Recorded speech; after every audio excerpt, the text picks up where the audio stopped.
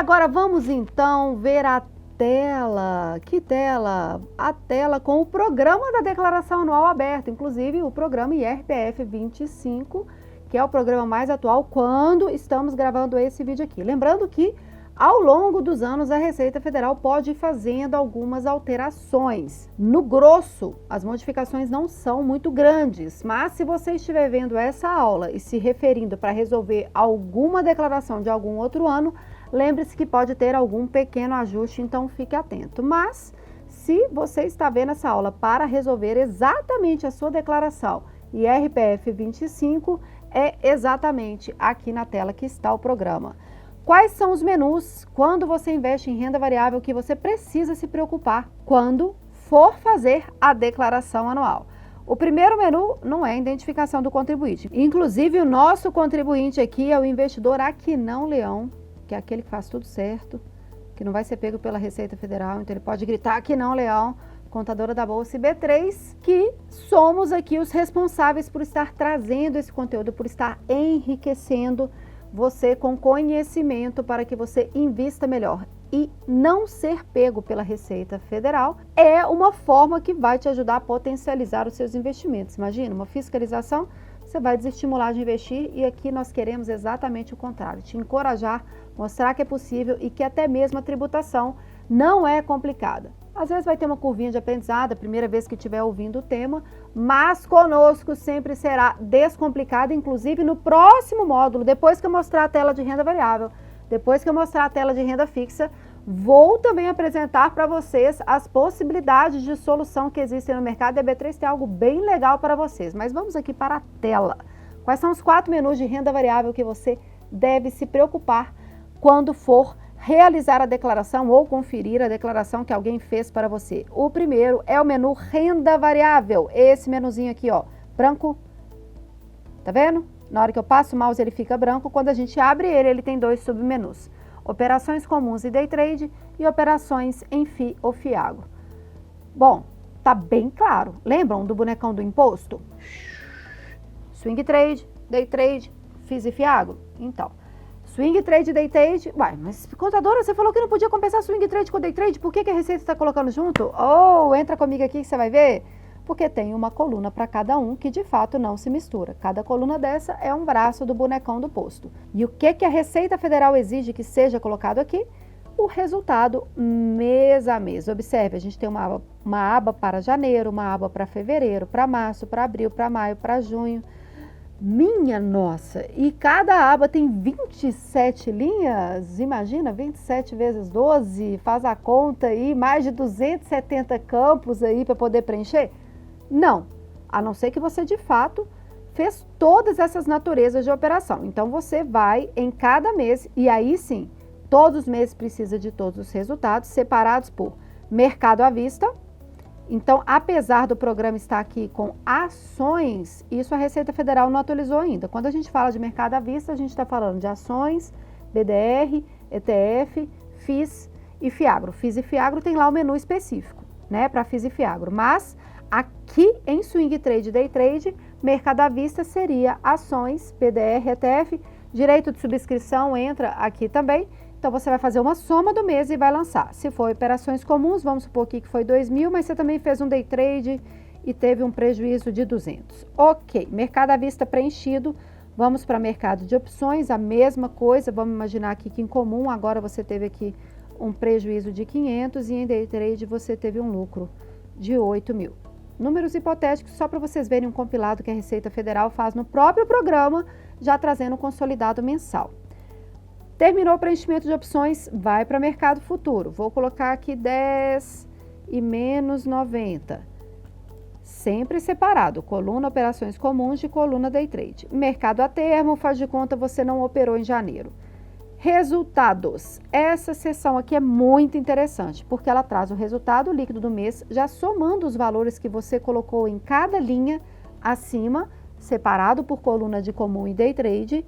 Já traz também a soma dos resultados referente ao mês anterior. Então, aqui, ó, estamos em janeiro e vamos imaginar que no ano anterior, em dezembro de 2023, Mas espera aí, você não está aqui em janeiro, no RPF 25?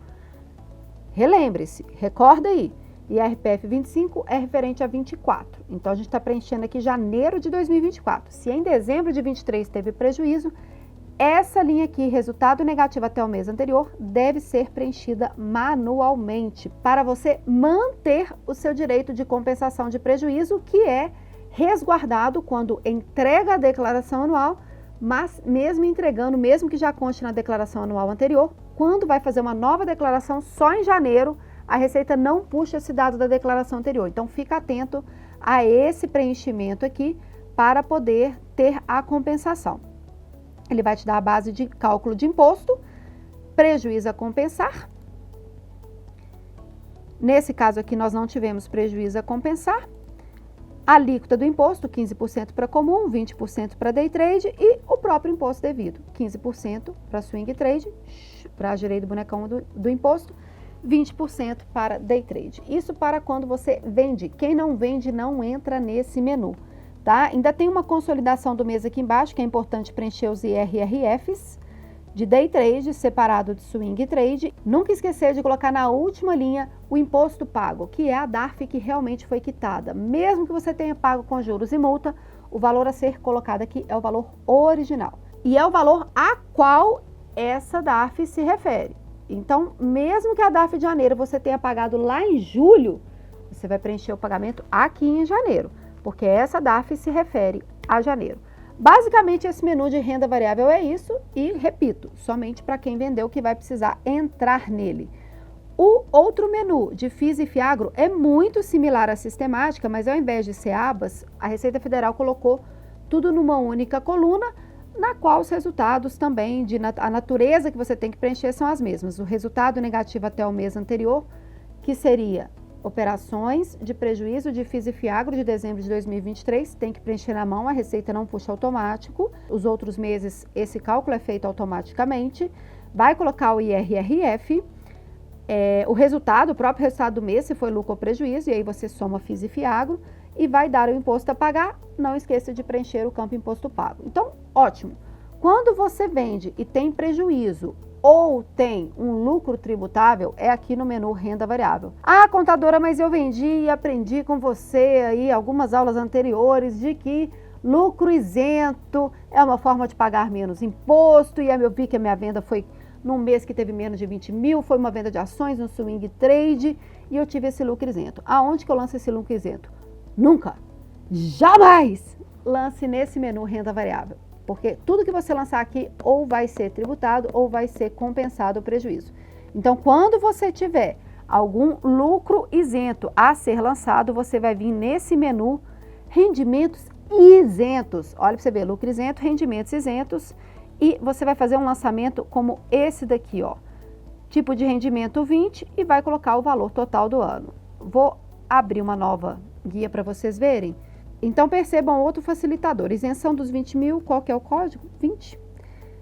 Titular beneficiário, porque essa declaração pode ser você está colocando as informações de bolsa do dependente, então pode usar a mesma declaração para colocar os dados do titular e do dependente, inclusive os dados de bolsa do dependente, e vai colocar aqui o valor do ano.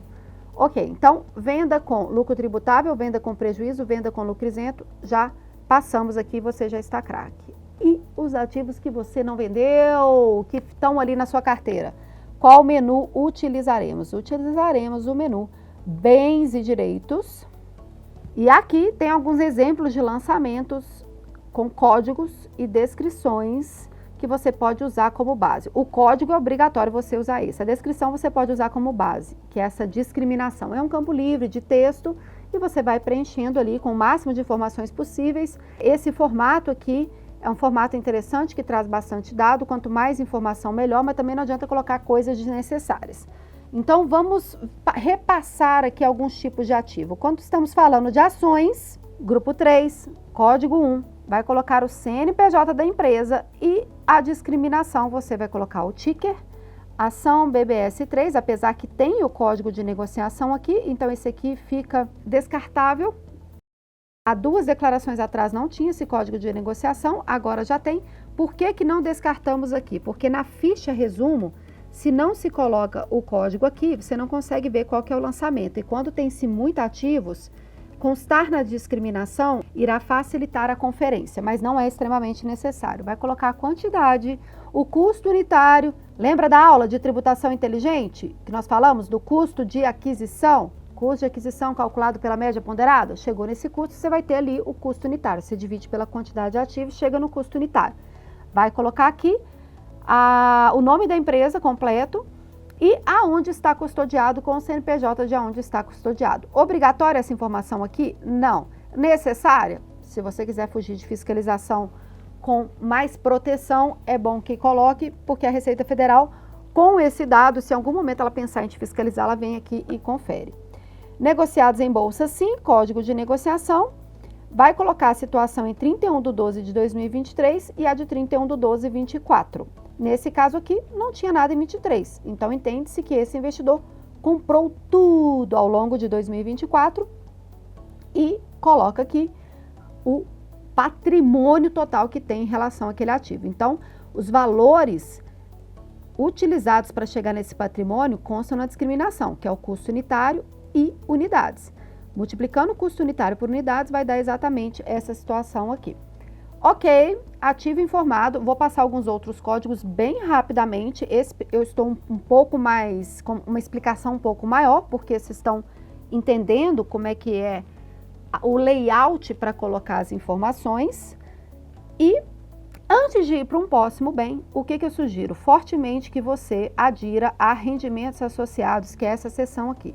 Já que você lançou o ativo, vamos imaginar que o ativo é uma vaca. Essa vaca dá leite. O que seria o leite? Os proventos. Então, rendimentos associados nada mais é do que a seção do leitinho, a seção dos proventos. Aqueles ativos te pagando o provento. Como você já lançou o ativo, a Receita Federal já tem essa seção aqui para você não ter que lançar de novo o dado da empresa. Então, quando você receber lucro isento, você vai clicar em rendimentos isentos, automaticamente já vem o código, você só coloca o valor. Quando for um juro sobre capital próprio, você clica em rendimento exclusivo e faz o lançamento também, colocando o valor. Várias informações já vão ser puxadas do próprio bem que foi lançado. Fica bem prático, né? Vamos para os próximos códigos, as outras naturezas de ativo, todas vão seguir esse mesmo raciocínio, tendo a seção rendimentos associados, seguindo a discriminação ali, colocando quantidade e custo unitário, mas eu vou mostrar aqui na tela rapidinho para caso você tenha alguma dúvida, fique bem claro pelo menos qual que é o código, porque a sistemática sempre vai ser a mesma. Vamos agora mostrar aqui um lançamento de BDR. E a Receita Federal tem no grupo ali, aplicações e investimentos, o código 4, ativos negociados em Bolsa Brasil, BDR, opções e outro. Então esse código vai ser usado não só para a natureza de BDR, mas se você tem opções também, que virou o ano com essa opção ainda não encerrada, tem que ser lançada também nesse código. A discriminação está bem descritiva, inclusive ela até reforça a exceção, exceto ações. Por quê? Porque a ação é no código anterior. E vai ser a mesma natureza. Vou mostrar mais um lançamentozinho aqui, porque no final das contas tudo segue a mesma sistemática. Vamos mostrar esse fundo de investimento imobiliário que tem um código específico, grupo 7, código 3, fundos de investimento imobiliário. Ai, contadora, mas eu preciso memorizar todos esses códigos, todos esses grupos. Não, a Receita Federal, inclusive, vem... Ano passado, ela já fez uma mudança muito expressiva, deixando mais intuitivo cada grupo e cada código. E esse ano de 2025, ela ainda deu uma melhorada. Então, cada vez está mais fácil de você achar a qual código se refere àquele ativo que está sendo lançado. No caso do fundo de investimento imobiliário, está aqui, como eu disse, a gente só coloca o código aqui para na hora da conferência, naquela lista inicial, ficar fácil. Unidade, custo unitário, nome do fundo. No caso de fundo, a gente coloca a administradora também e aonde que está custodiado. Na hora que for colocar os dividendos do fundo de investimento imobiliário, clique em rendimentos isentos. Automaticamente, a própria Receita Federal já vai trazer o CNPJ do fundo de investimento e não da administradora, que era uma dúvida que nos rondou aí ao longo de alguns anos, que a gente não tinha um posicionamento exato da Receita Federal quanto a esse CNPJ, mas já tem algumas declarações que, com esse rendimento associado, na hora que você clica, a própria Receita já puxa o CNPJ do fundo, é só você colocar o valor. Vamos passar só mais dois aqui, bem rapidamente, ó. Olha um ETF. Grupo 7, código 8, Fundo de Índice em Renda Fixa, ETF. Olha como que está bem especificado aqui no programa da Receita. Na discriminação, a mesma coisa. E por último, créditos em trânsito. Peraí, contadora, créditos em trânsito não é um provento? Por que está entrando em bens e direitos? Porque ele é um direito. Você ainda não recebeu ele financeiramente. Então, créditos em trânsitos, que é juros sobre capital próprio creditado, mas não pago, ou perceba que a própria Receita Federal tem um código específico para isso, são lançados aqui em bens e direitos. Então, para lançamento de renda variável, o grosso é esse, mas eu vou te passar uma diquinha aqui, que é esse menu Imposto Pago Retido, que é quando você tem ao longo do ano IRRF, que é aquele imposto retido ali nas notas de corretagem de venda, que não houve uma DARF, que você pode aproveitar, abater esses IRRFs, quando é de swing trade, você pode abater na própria declaração anual. Aqui no próprio resultado final da declaração anual ele abate. Se for imposto a pagar, ele vai diminuir um pouquinho o IRRF, se for imposto a restituir, ele vai aumentar um pouquinho, mas o IRRF acumulado de day trade não tem como fazer. É um caso bem específico, pega uma parcela pequena, mas como estamos falando aqui de declaração anual para investidores de renda variável, achei importante trazer ele aqui. E no próximo módulo nós vamos para a declaração dos investidores de renda fixa. Tem muita similaridade, mas os códigos têm uma pequena diferença e nós vamos tratar isso já já.